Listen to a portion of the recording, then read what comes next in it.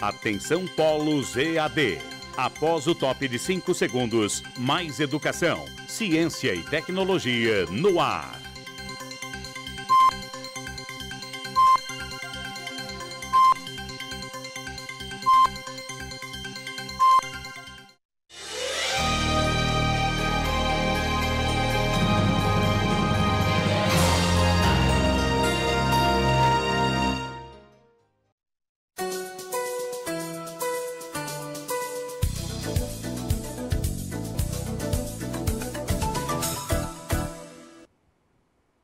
Bom dia, estamos de volta a mais uma aula com a disciplina Funcionários de Escola, Cidadãos, Educadores, Profissionais e Gestores.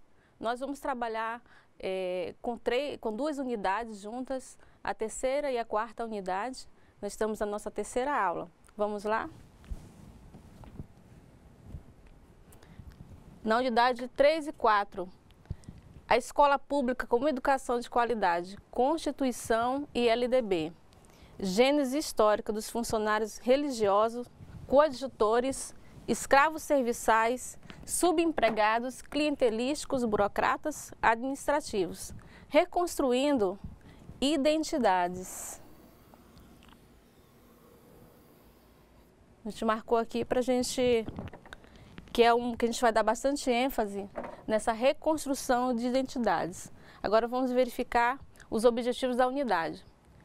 Conhecer e refletir sobre a trajetória da educação no nosso país, desde a época da colonização até a promulgação da atual Constituição. Relacionar as conquistas da Constituição de 1988 e da atual LDB com as práticas educativas dos dias atuais. Reconstruir identidades, comparando o trabalho dos primeiros funcionários das escolas até a profissionalização dos dias atuais. É importante deixar claro que comumente nós vamos voltar, entrar num túnel do tempo imaginário para que a gente possa trazer do passado algumas informações que hoje vão ser importantes para a nossa reconstrução da nossa identidade. Nós vamos voltar a 1500, nós vamos voltar a 2 séculos, a 1 século atrás, nós vamos voltar algumas décadas atrás. Então essa volta, essa entrada nesse túnel do tempo imaginário, nós vamos fazer comumente. Muitas vezes nós vamos estar falando da atualidade e de repente nós vamos voltar a 1500. Então, vocês vão verificar nessa unidade 3 e 4 que a gente vai fazer essa relação bem frequente com o passado e o presente. E veio a colonização, para que a gente possa entender desde o princípio a nossa escola, a construção das nossas escolas, a construção dos primeiros funcionários. Então, a gente vai começar com a nossa colonização. No início da colonização, os índios ficaram maravilhados com as novidades trazidas pelos portugueses. Após séculos de educação de índio para índio, muitos deles passaram a se submeter à educação lusitana, portuguesa e europeia. Uma nova cultura, uma nova civilização começou a ser construída no território brasileiro. Então, quando os portugueses desembarcaram no nosso território, no nosso país, eles verificaram um espaço com muitas riquezas naturais. Então, é o que eles verificaram. Vamos extrair o máximo possível dessas riquezas, levar para o nosso país, né? Verificaram a questão do pau-brasil, então não tinha interesse na educação. Trouxeram presentes para os índios, para as crianças, para os índios adultos. Eles ficaram realmente maravilhados com toda aquela tecnologia trazida, que na época para eles era bem avançada, porque eles tinham instrumentos que demoravam às vezes para derrubar um pau-brasil dias, e os portugueses conseguiam fazer isso em poucas horas. Então, para os índios, aquilo ali era maravilha, era novidade. Então, eles conseguiram conquistar o nosso território dessa forma. De 1500 a 1550, não foi fundada uma só escola no Brasil. pois essas não eram necessárias, já que não havia clientela escolar.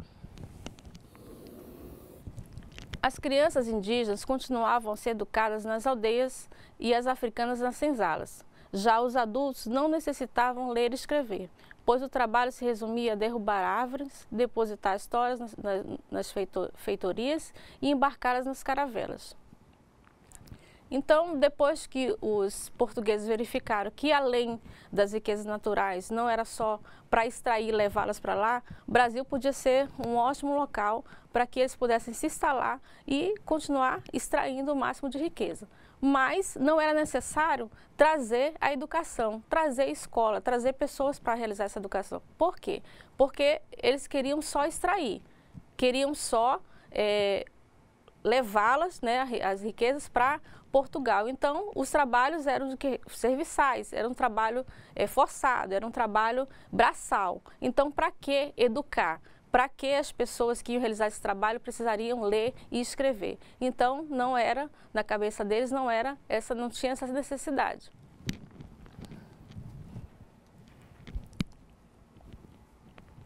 Mas isso foi modificando. Então, as pessoas começaram a entender, não, Brasil, a gente vai se instalar, a gente vai ficar mais tempo. Então, aquelas pessoas que estão lá, é importante que a gente consiga ter trabalho, mas a gente também tem que oferecer para as nossas crianças, né, escolas. Foi aí que apareceram as primeiras escolas jesuíticas. Só em 1550. Isso aconteceu.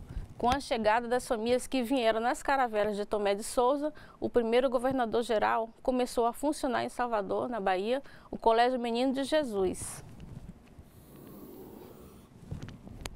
Tendo os padres jesuítas como professores, aí começa assim a educação escolar no Brasil.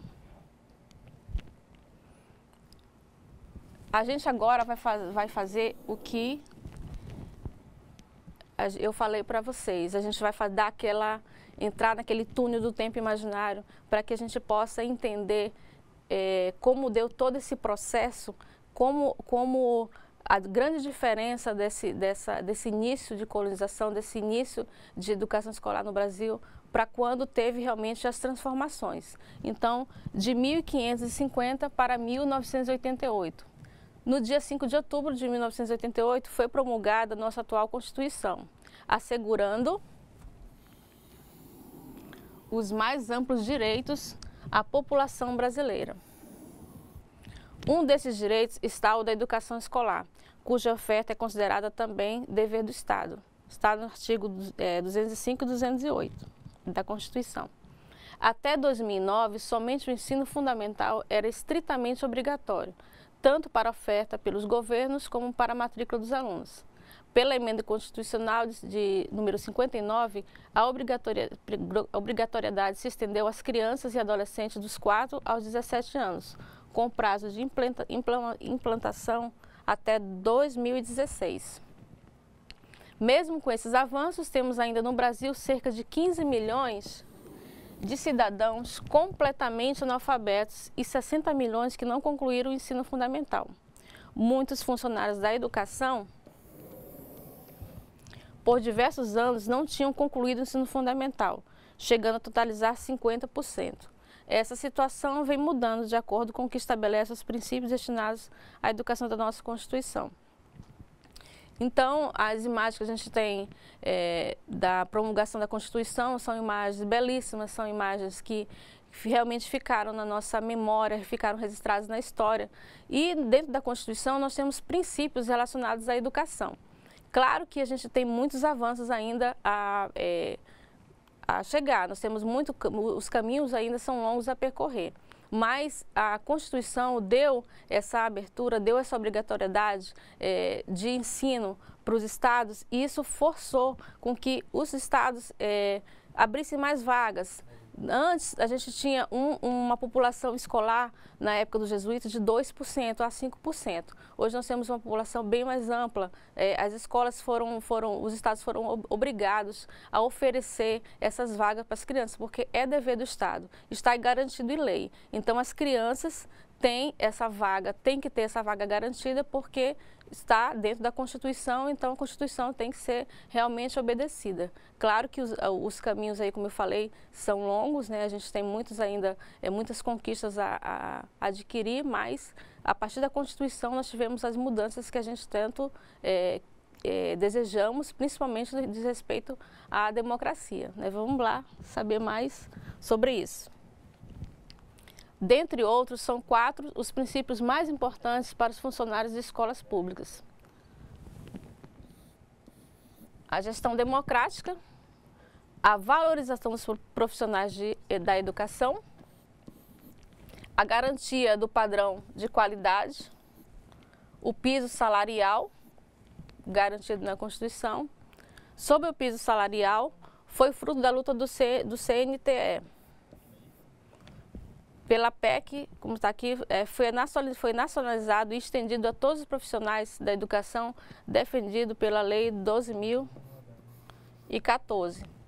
Falaremos então sobre a qualidade da escola pública, pois garantido em lei, pela Constituição, os princípios, garantido as vagas para as crianças de 7 a 14 anos, também foi estendido para as crianças de 4 a 17 anos, essa aí também foi uma importante mudança. Agora a gente vai falar alguns conceitos que diz respeito à educação escolar.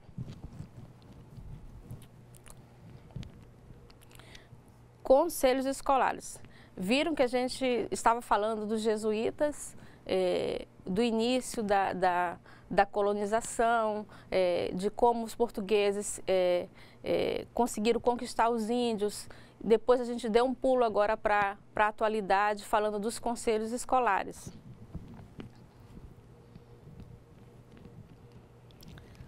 Conselhos escolares. A LDB estabeleceu nas instituições públicas de educação básica os conselhos escolares, como representação da comunidade. Essa forma de participação reforça interesse coletivo da ação pública e constitui mecanismos políticos de superação da centralidade do poder instituído nas escolas.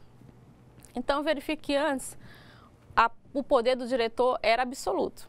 Então, o diretor ele representava de fato a ditadura. Então ele era soberano, ele mandava, ele tinha, digamos, uma pequena verba, então ele decidia onde ele ia aplicar. Então a comunidade não tinha aquela voz, os professores não tinham como opinar, os pais, eles não tinham aquela representatividade. Então, antigamente, primeiro que o diretor era escolhido de forma indicada, né? Então era colocada uma pessoa que tinha uma certa afinidade com alguma pessoa de importância, então a direção era colocada ali, né, para que pudesse continuar representando a ditadura. Então os conselhos escolares vieram reforçar, vieram, de acordo com a LDB, vieram trazer, e a LDB trazer essa representatividade para professor, para os pais, alunos, a comunidade em geral. Então, hoje, o diretor, apesar de continuar sendo ainda o diretor, continuar sendo a pessoa, o presidente do conselho, ele tem ainda que ouvir os demais membros do conselho. Então, os recursos que são aplicados na escola, ele não pode tomar decisões sozinhos. Ele tem que chamar a comunidade, chamar aqueles membros do conselho para que sejam decididos não só sobre as verbas, mas também sobre as propostas pedagógicas, de que forma que nós vamos executá-las, como serão apresentadas para a comunidade. Então, os conselhos escolares, além de tudo isso, eles também são responsáveis para eleger, para organizar essa eleição dos diretores. Então, a gestão democrática veio para trazer representatividade, o poder da comunidade escolar em escolher aquela pessoa que vai melhor representar a sua escola.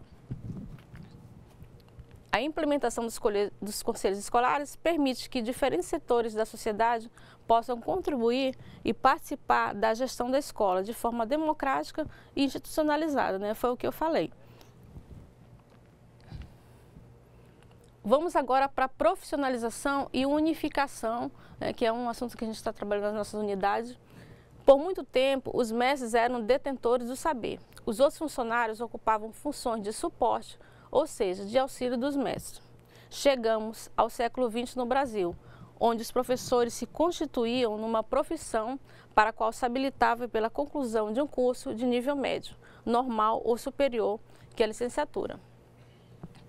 Então, por muito tempo, os professores nas escolas eram o seguinte: o professor, eles eram chamados para as reuniões, o professor e diretor, né, tinham aquele contato, aquela conversa, as informações eram trazidas para esses dois setores: professor, corpo docente e diretor de escola. O pessoal da portaria, o pessoal que trabalhava com a merenda, o pessoal da biblioteca sempre ficava de fora dessas principais decisões. Então, era como se fosse funcionário de segundo plano. Então, no máximo, às vezes, o secretário ele estava ali, mas não para participar das decisões, mas não para opinar, e sim para registrar uma ata. Então, a função dele, numa reunião, era para registrar a ata daquilo que era decidido naquela conversa. Então, a representatividade desses profissionais era mínima. Então, tinha o quê? Em escola, professor e direção. Hoje, a gente vê que isso está mudando. Por quê? Porque a gente está sabendo que a profissionalização e a unificação favoreceu com que esses profissionais pudessem entender que eles fazem parte da escola, eles são também educadores, eles também constroem todo o trajeto que a escola pretende percorrer durante o ano letivo. Então, a gente precisa trazer esses profissionais, porque todo o tempo eles estão tendo contato com o aluno. Também eles são educadores, então isso está mudando o que a gente vai ver no decorrer da nossa aula.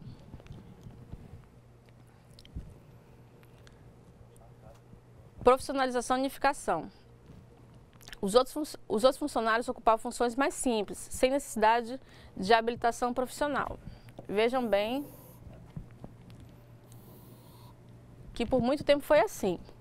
Profissionalização é o movimento de transformação de ocupações de apoio para profissões reconhecidas.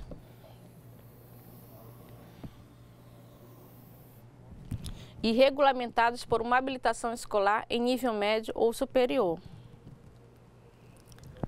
Os professores públicos no Brasil, desde o início do século XX, organizavam-se em associações porque lhe era proibido fundar sindicatos.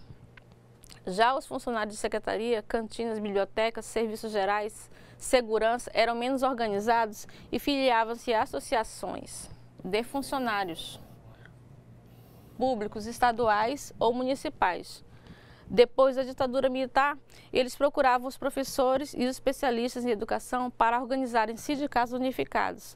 A esse movimento que culminou em 1990. E aí começamos com a unificação. Então percebem que por muito tempo era assim: o professor ele tinha uma ideia, ele tinha uma reivindicação a fazer, mas ele não podia se manifestar. Nós estávamos numa ditadura, então era proibido não só para o professor, mas também para os demais segmentos. Então não podia se juntar.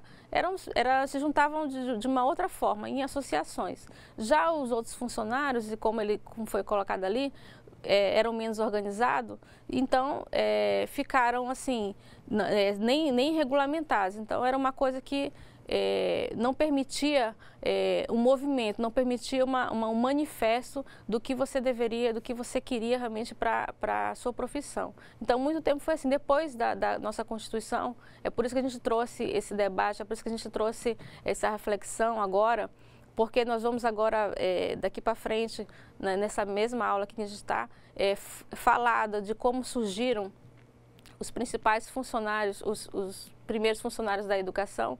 Então é importante que a gente veja essa trajetória, a gente conheça essa trajetória para que a gente possa, saber quando surgiram, a gente possa fazer esse link, a gente possa entender como foi difícil esse caminho. Aí a gente volta ao passado, entra no túnel do tempo. Os primeiros funcionários da Escola dos Jesuítas do ano de 1550 em Salvador chamavam-se Diogo Jacome e Vicente Rodrigues. Eram os irmãos coadjutores. Como as escolas dos jesuítas funcionavam em regime de internato, os padres eram responsáveis por todo o desenvolvimento do aluno. Os coadjutores trabalhavam como enfermeiros, cozinheiros, sacristão, horticultores, bibliotecários, vaqueiros, administradores de fazendas, pilotos de navio, construtores e outras atividades relacionadas à materialidade da cultura. Observem que a gente está falando sobre pessoas, coadjutores, como os primeiros funcionários das escolas. As pessoas que auxiliaram os padres na educação dos alunos. Eles tinham uma importância muito grande, diferente de uma época que a gente viveu agora, da atualidade, em que os demais funcionários que não eram professores não tinham uma devida importância, não era dada devida importância. Já os coadjutores, na época dos jesuítas, eram pessoas que eram responsáveis pela construção das escolas, eram responsáveis também pela limpeza, era toda a estrutura material da educação daquele aluno era dos coadjutores. Então, diferentemente de uma época que a gente que ainda vivemos ainda, de que às vezes o funcionário de escola que não seja professor é colocado de lado, os coadjutores tinham uma suma importância. A gente vai verificar mais para frente. Esses foram de suma importância para a qualidade, veja bem, como eu falei, para a qualidade do ensino da época e também pela construção e manutenção dos prédios. Com a expulsão dos jesuítas do Brasil, seus bens foram confiscados e toda sua riqueza, incluindo cabeças de gado e escravos, foram repassados à coroa. Para substituir os colégios e as escolas jesuítas, o rei Dom José e o Marquês de Pombal instituíram as aulas régias.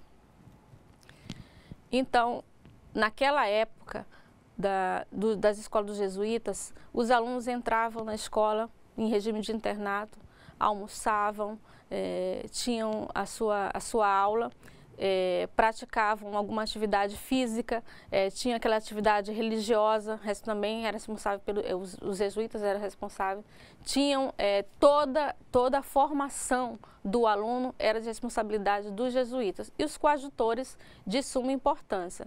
Só que isso aí não estava sendo mais de interesse a Portugal. Então isso foi se modificando, mas a qualidade de ensino era clara, a qualidade do que os jesuítas construíram ficou bem, até hoje é bem definida, bem clara, né? Até hoje nós temos prédios construídos que tinham uma estrutura bem sólida, né? de muita qualidade. Então essa preocupação com o que era repassado ao aluno, os padres tinham, né, realmente bem definida. A figura dos funcionários que antes contribuíam para a educação dos estudantes se extinguiu depois da expulsão dos jesuítas, porque a gente teve esse processo aí de expulsão dos religiosos, então onde os funcionários, aquelas pessoas que tinham dado aquele apoio, todo aquele aparato que os internatos jesuítas tinham, se extinguiu. Entre 1772 e 1822, não há registro, veja bem, de uma construção de escola no Brasil.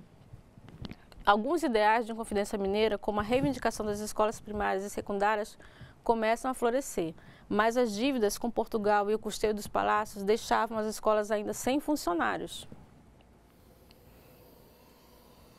que colaborassem com os professores. Vejam bem a grande diferença, né, nesse processo aí dos anos. Então, enquanto as escolas jesuítas tinham toda aquela estrutura física e também tinha a questão dos funcionários, dos religiosos que contribuíam na educação dos alunos, nessa época agora da Inconfidência Mineira, que realmente não vingou, mas deixou os ideais, as escolas realmente não continuavam sem funcionários. Então, os professores que se interessavam em atender os alunos, eles tinham que realizar esse serviço praticamente sozinhos. A gente vai ver mais para frente. O salto para a mudança ocorre depois de 1864, quando a responsabilidade de oferecer a escola passou para as províncias.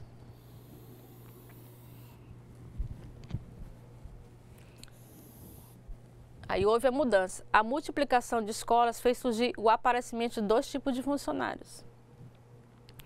Passamos um bom tempo em que o professor ele reunia um número de alunos e ele realizava, digamos, ele era responsável para, digamos, se tivesse que tomar uma água, ele que tinha que pegar, no máximo ele tinha uma ajuda de uma pessoa, mas geralmente ele era sozinho. O professor era responsável por toda aquela manutenção do prédio. Então isso aí passou-se por, no caso, teve um grande período em que isso continuou ocorrendo. Só em 1834, as escolas passaram para as províncias, é que houve a multiplicação, né, de funcionários. Nas escolas primárias, qualquer que fosse o seu tamanho, era necessária a contratação de funcionários para a conservação e para as secretarias. Começaram a perceber que o professor sozinho não podia dar conta dessa estrutura escolar. Então, começaram a contratar funcionários. A esses, nos meados do século XX, juntaram-se as merendeiras.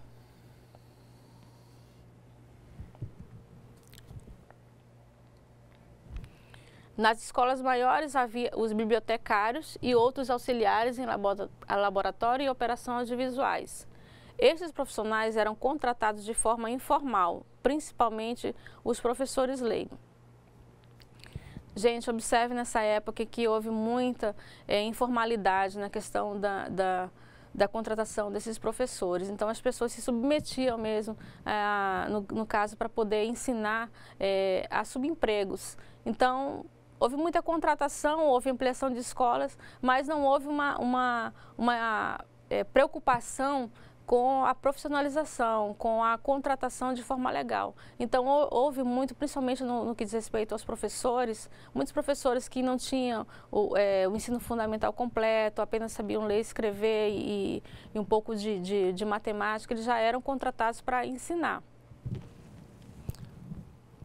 Já hoje, os concursos públicos exigem nas provas conhecimentos gerais, ou seja, independe da habilidade que o candidato tem com a função que deseja desempenhar na escola.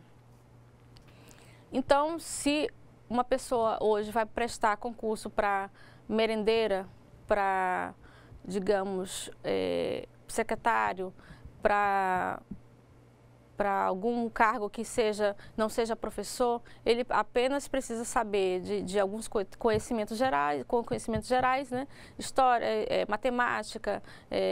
Então, geralmente, são esses tipos de conhecimento que o funcionário precisa ter para poder ingressar no serviço público. E mesmo independente, digamos, merendeiro, vamos dar um exemplo aqui, se ele não tem essa habilidade com a cozinha, mas ele passou na prova, então ele vai ser merendeiro, né, independente do que ele saiba realizar na cozinha. Então, é isso que a profissionalização propõe, você ter esse conhecimento da função que você vai desempenhar, você se aperfeiçoar e não só ter aquela aprovação na prova, mas porque você desempenhe de forma mais eficaz a sua profissão. O segundo sentido se aplica à formação profissional, à formação de professores, à formação de funcionários e à escolha de conteúdos, métodos e técnicas que conduzem os estudantes a certo perfil de competências. Estamos falando de profissionalização, do que a gente está querendo para os funcionários, que a gente está querendo um perfil de competências, que eu falei como... ou seja, de conhecimentos, valores e habilidades articulados. Você relacionar o seu conhecimento com a sua prática. Vamos voltar agora o passado para a gente entender como se deu a criação das escolas. Foi na França, com a Revolução, que se deu a ruptura e se organizou a escola pública laica. A educação não sistematizada se dá pelas leis, pelas igrejas, pelas instituições familiares. Ou seja, aquela educação, a educação ela não só é dada na escola, então o aluno, a criança, ela também aprende em casa. Essa é a educação não sistematizada, não organizada. A educação formal dá-se pelas escolas públicas e privadas na educação básica, pelas universidades e faculdades. Voltando novamente ao passado, Continuando no passado, na verdade, as primeiras escolas do Brasil tinham muita qualidade e seriedade em seus processos educativos. Apesar de possuírem muitos recursos e muita riqueza, só atendiam menos de 5% da população. Havia coadjutores para todos os serviços educativos, prédios sólidos, equipamentos excelentes, que eram fruto da venda anual de milhares de cabeças de gado das fazendas dos colégios. Então, a gente já passou para vocês como é que era, que dava esse processo das escolas do regime de internato dos jesuítas. Então, a gente via que, como eu já falei no início, tinha bastante qualidade. Em 1881, o ensino ainda era elitizado. Só a partir de 1920, com o deslocamento da população do campo para as cidades, há uma explosão de matrículas. A partir de 1970, surge um novo fenômeno. As famílias de classe média alta passaram a matricular os filhos em escolas particulares. A antiga qualidade da escola pública se perdeu. Observem quando houve essa grande diferença. Antes, a escola pública realmente era um lugar em que os pais se preocupavam em que os seus filhos ingressassem. Então, tinha realmente a qualidade, não só dos prédios sólidos, as pessoas já tinham aquela cultura de que escola pública era realmente o melhor ensino, a melhor educação. Então, a partir de 1970, com também a ampliação das empresas, isso se inverteu. Então, as famílias de classe média começaram a matricular seus filhos em escolas particulares. A clientela das escolas particulares foi aumentando, os empresários foram investindo em estrutura, em tecnologia, em qualidade, e houve uma inversão. Então, as pessoas começaram a entender que a escola particular era a melhor opção, e essa qualidade da escola pública foi se perdendo. Também pela falta de formação dos funcionários que nelas ingressavam, que nelas estavam pelo concurso público. Então, não tinha também um investimento na questão dos prédios. Então, os pais verificavam o quê? A escola particular tinha uns prédios com maior qualidade, com maior aparato tecnológico, com a questão dos próprios profissionais estarem continuamente estando em formação. Então, eles começaram a ter essa imigração para as escolas particulares. Enquanto o aluno de escola pública do Maranhão, Pará ou Ceará, a gente já está fazendo uma comparação. Conta com R$ 120 mensais através de impostos estaduais ou municipais destinados à sua educação. A mensalidade das escolas privadas cobram de R$ 500 e até R$ 1.500 nos grandes centros. De R$ 500 a R$ 1.500 de cada aluno. O Fundeb, a gente vai falar agora do Fundeb, o Fundo de Manutenção e Desenvolvimento da Educação Básica e da Valorização dos Profissionais em Educação. Veio para assegurar mecanismos não só para maior financiamento, como de valorização dos profissionais e qualificação da aprendizagem dos estudantes. Então, com essa perda da qualidade da educação das escolas públicas, o governo federal, os governos que passaram, começaram a se preocupar e criar fundos para que pudessem atrair recursos para as escolas, dar essa independência para as escolas, para que a gente tivesse essa melhora na qualidade, né? As escolas particulares ainda continuavam crescendo, continuavam atraindo mais clientela, e o governo federal ainda foi criando mecanismos que pudessem reverter esse quadro. É claro que a gente ainda não conseguiu, a gente está longe ainda dessa inversão, mas o Fundeb foi o primeiro passo para que a gente pudesse melhorar mais, trazer mais recursos para as escolas. Focalizemos em alguns conceitos. Primeiro, na formação. Ela é o diferencial da educação diante dos processos de desenvolvimento pessoal, socialização e comunicação. Para existir educação, é necessário se ter um projeto, um objetivo a alcançar, tanto por parte da pessoa que se educa, quanto pela comunidade que educa e que, por isso, escolhe aspectos formativos. Vamos agora para a educação escolar. Surgiram os ambientes seletos que tinham como objetivo específico o ensino e aprendizagem de conhecimentos, habilidades e valores que interessavam uma clientela específica. Então, para surgirem as escolas, o que eles perceberam, o que as pessoas perceberam, era muito conteúdo, surgiu a escrita, era muita comunicação, a cultura era muito ampla, então não dava para a gente poder memorizar tudo o que a gente tinha para aprender, e a gente tinha que organizar realmente um ambiente em que pudesse ser trazido todas essas informações. Então, com o surgimento da escrita, foi necessário, claro, que tivesse um ambiente em que a gente pudesse trazer todos os conhecimentos que eram para nós repassados pelos sábios. No Egito, na Mesopotâmia e na Grécia nasceram as escolas, com professores e alunos, por iniciativa dos próprios grupos sociais ou por decisão do Estado e dos governantes.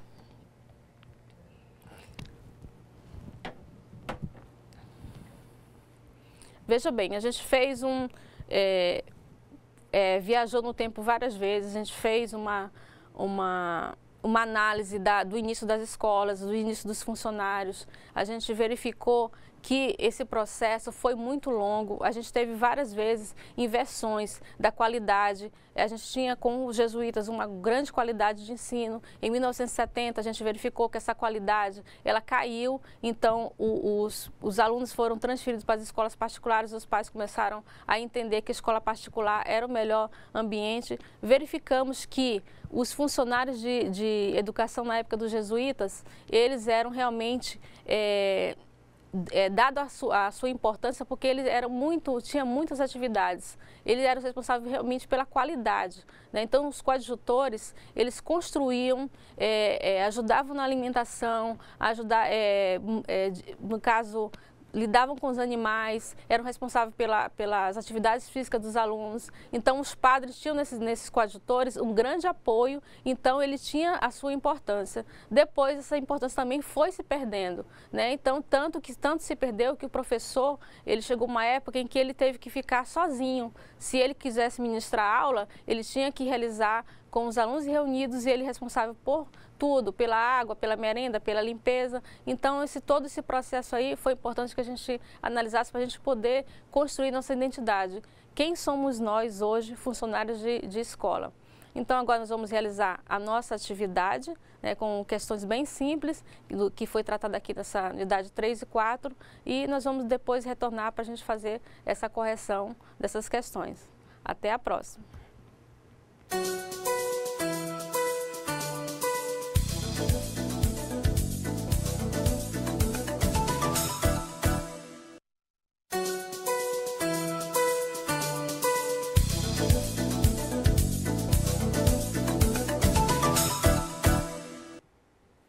Bom, olá, estamos de volta.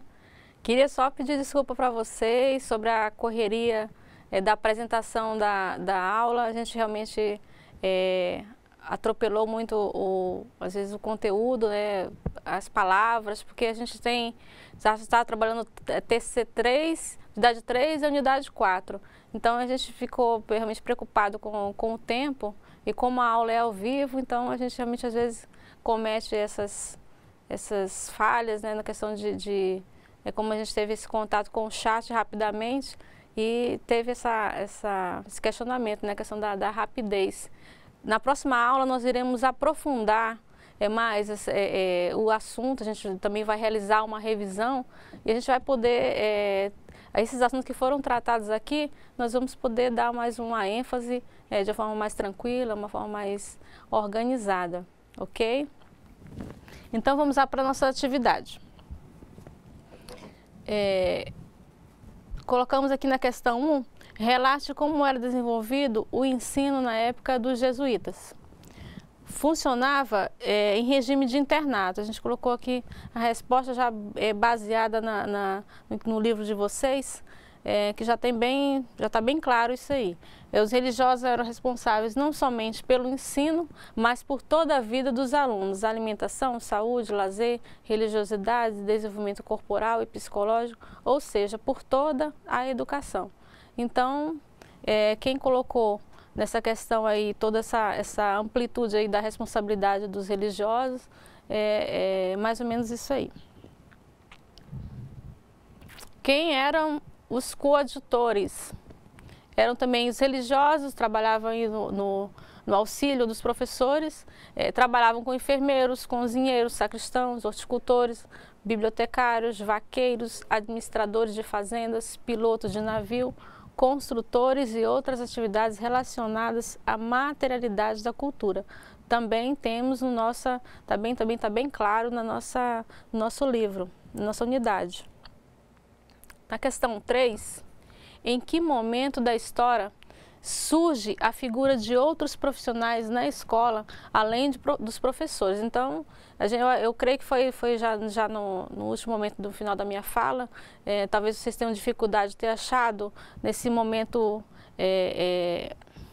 crucial que foi depois de 1834, mas acredito que quem colocou essa resposta, o salto para a mudança ocorre depois de 1834, quando a responsabilidade de oferecer escolas passou às províncias. Então, as províncias ficaram responsáveis de oferecer essa educação. Então, teve uma ampliação do número de vagas. A multiplicação de escolas fez surgir o aparecimento de 2 tipos de funcionários, que foi o funcionário de secretaria e as merendeiras. E a gente depois, nas escolas maiores, a gente teve os outros tipos mais funcionários. Temos bibliotecários e funcionários que trabalhavam com o audiovisual. A quarta questão, cite algumas conquistas proporcionadas à educação com a promulgação da Constituição de 1988. Vejam bem, essas conquistas foram algumas. Nós tivemos muitas conquistas e temos muitas ainda a adquirir. A gente sabe que o que a gente propõe para a nossa profissão, o que a gente propõe para a nossa carreira, o que a gente quer com a nossa função de educador, está longe de acontecer. A gente ainda tem muito que lutar, a gente tem muito ainda que batalhar para que o que é proposto na LDB, o que é proposto na Constituição, realmente aconteça. Se as duas propostas, tanto da Constituição, tanto da LDB, realmente acontecessem, a gente tinha uma qualidade de ensino com certeza bem maior, né? Os funcionários de educação eram bem mais valorizados, mas a gente sabe que muito do que é proposto ali não está sendo executado. Então, nós colocamos algumas conquistas que foram adquiridas pela Constituição e que a gente tem mais contato, que a gente tem mais conhecimento. A educação escolar é dever do Estado. A obrigatoriedade se estendeu às crianças e adolescentes dos 4 a 17 anos, com prazo de implantação até 2016, e direito de participar de sindicatos, principalmente, né, você poder se manifestar, poder reivindicar, poder colocar a sua voz na questão de pedir, de solicitar do governo maior reconhecimento. Isso a ditadura calou, essa voz da ditadura calou, e a Constituição deu essa liberdade, a democracia deu essa liberdade. O piso salarial, que é um grande debate entre os governos, né, entre os estados, a gente sabe que está longe de atingir, né, o que a gente propõe, a nossa meta como educador, a nossa solicitação, né, sua reivindicação está longe, mas a gente tem garantido na Constituição, a gente tem que ter um piso salarial para a nossa categoria. E a gestão democrática, né? A gente teve garantido nas escolas essa forma de gestão em que a figura do diretor não é aquela figura somente ele que decide, ele que determina, né, aquela figura que antes na ditadura representava esse modelo. É a figura que hoje você pode solicitar, você pode reivindicar, você pode, principalmente, eleger, né? A gestão democrática trouxe essa possibilidade de você poder escolher, a comunidade poder escolher aquele representante para suas escolas. E essas conquistas, gente, foram muito demoradas, foram muito lentas, né? A gente teve muitas pessoas muitos intelectuais, muitos educadores que propuseram mudanças e que não foram atendidas. Então a gente ainda continua nessa batalha de poder ser reconhecido de fato como um profissional que está à frente, né? Está em contato com esse processo tão importante que é a educação. A gente vai entender, a gente vai conhecer mais na próxima aula, a gente vai ter revisão, a gente vai ter mais detalhamento do que a gente está querendo construir, essa identidade que a gente está querendo construir, para que a gente saia dessa disciplina, que a gente conclua essa disciplina com a cabeça totalmente aberta para as mudanças que a gente tem que adquirir. Até a próxima aula e um bom dia para vocês.